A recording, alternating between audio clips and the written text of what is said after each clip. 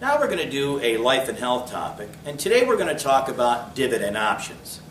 Now, when it comes to life insurance, the only type of companies that can pay dividends to its policyholders are mutual companies. You must remember that mutual companies are owned and operated for the benefit of policyholders, so they do not have any stockholders at all. So if a mutual company declares a dividend, that dividend has to be paid to the policyholders. We would have discussed the idea that dividends are never, ever, ever are they ever guaranteed.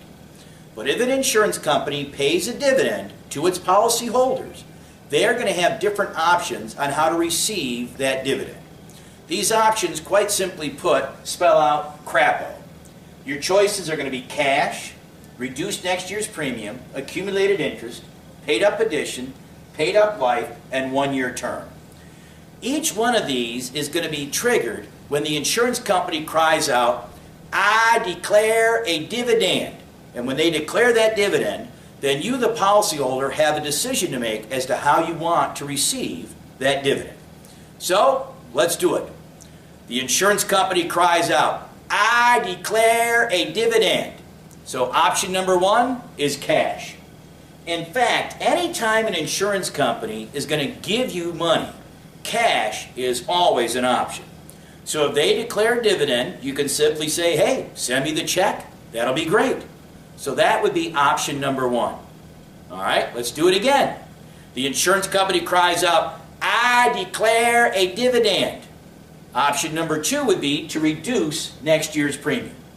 Instead of the insurance company sending you a check and you sending them a check for the premium, you just simply tell them, "Hey, you hang on to that check, I'll send you a check for the difference and everything is good to go." This saves a lot of time, a lot of hassle, and a lot of mail. So you can reduce next year's premium. You tell them to hang on to the dividend, apply that to your premium, and you'll send them a check for the difference. That's how it works. All right? Once more, the insurance company cries out, "I declare a dividend." The third option you're going to have is to accumulate at interest. Now, this dividend option is kind of tricky because what you're going to tell the insurance company to do is to hang on to that dividend and let it accumulate interest. Now, dividends are paid without any taxes whatsoever because they're not a return on investment, they are a return of unneeded premium. But this dividend option, accumulated interest, does incur a tax event. Because what will happen is as that dividend accumulates interest, at the end of the year, you'd have to tell the IRS how much interest you accumulated, and then you'd have to pay tax on the interest. Remember, you'll never pay tax on the dividend itself because the dividend is paid tax-free. But if you tell the insurance company to hang on to the dividend and let it accumulate interest, that will incur a taxable event to you because you will then have to pay tax on the interest itself. And you have to pay tax on that interest in the year that it is incurred. So it is not a tax-deferred growth of money. You pay tax on the interest as it is incurred. So that one is kind of tricky. All right, let's move on to the next one. The insurance company cries out, "I declare a dividend." And so your next option would be paid up addition. What a paid up addition really is it's a single premium whole life policy. You take the dividend and have the insurance company simply buy a single premium whole life policy. What does that mean? Well, first of all, what is whole life? Whole life is a policy that lasts your whole life. The premium never changes and it generates cash value. And that cash value is absolutely positively guaranteed. With this, a single premium whole life policy, you will never owe another dime on that policy.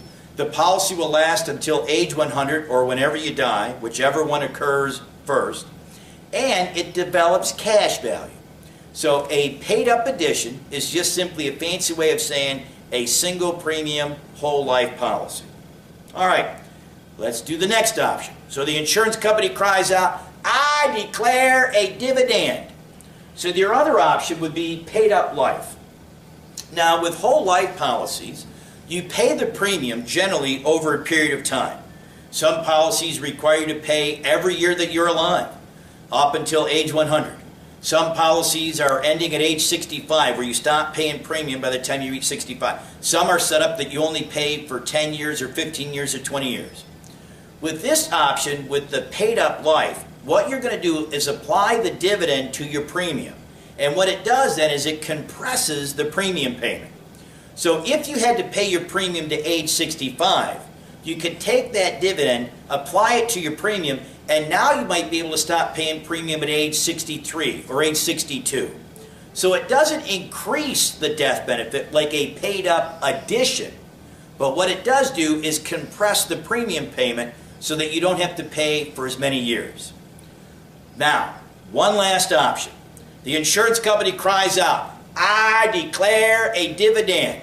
And so your last option would be a one-year term policy. Now, you might find this hard to believe, but a one-year term policy only lasts for 1 year. Now remember, with term insurance, the only way you collect on a term policy is if you die, and you have to die during the course of the term. So this one-year term policy is only good for 1 year. If you don't die by the end of the term, you don't get paid. So 1 year term is the last option. So once again, if you have a policy with a mutual company, it is possible that they may pay a dividend. And if they do, they're going to pay it to you, the policyholder. What are your options when the insurance company cries out, "I declare a dividend"? Your options are simply crapo. You have cash, reduced next year's premium, accumulated interest, paid up addition, paid up life, and 1 year term. Those are your dividend options. I hope this tip helps you pass the state exam.